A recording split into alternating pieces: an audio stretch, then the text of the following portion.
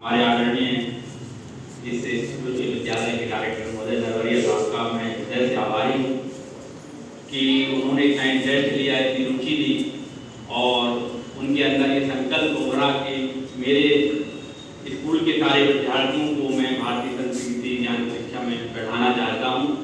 तो ऐसे उत्तम विचार के लिए और अपना सहयोग प्रदान करने के लिए मैं चाहूँगा एक बार जोरदार तारीफ से हमारे सर का।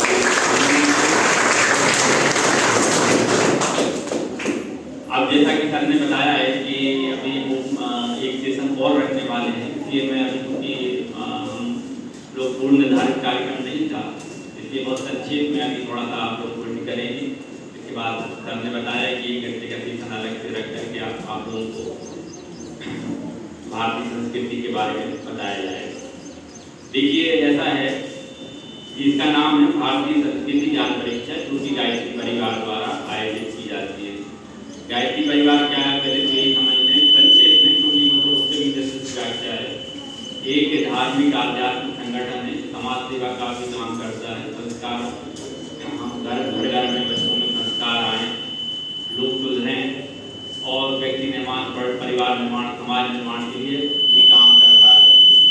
तो विस्तार से जाएंगे, बहुत सी बातें हैं जो अभी शायद आप लोग की तक वो समझ में भी ना आए, इसलिए हम सरल शब्दों में बात करेंगे कि जैसे मैंने बताया कि हम जो परीक्षा आयोजित करते हैं वो है भारतीय संस्कृति।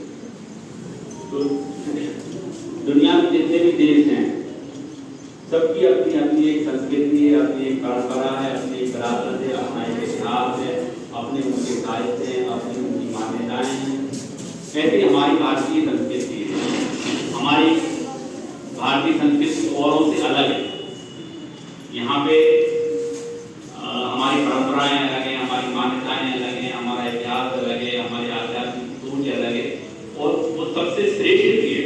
ऐसा नहीं, विविधता तो है ही, लेकिन जो भारतीय संस्कृति है वो सारे विश्व में सबसे श्रेष्ठ मानी जाती है, क्योंकि विश्व बंधुत्व की भावना यही पाई जाती है और शांति की बात यही की जाती है, सदाचार की बात यही की जाती है, व्यक्ति को सम्मान भी चलना है इसकी बात केवल यही की जाती है।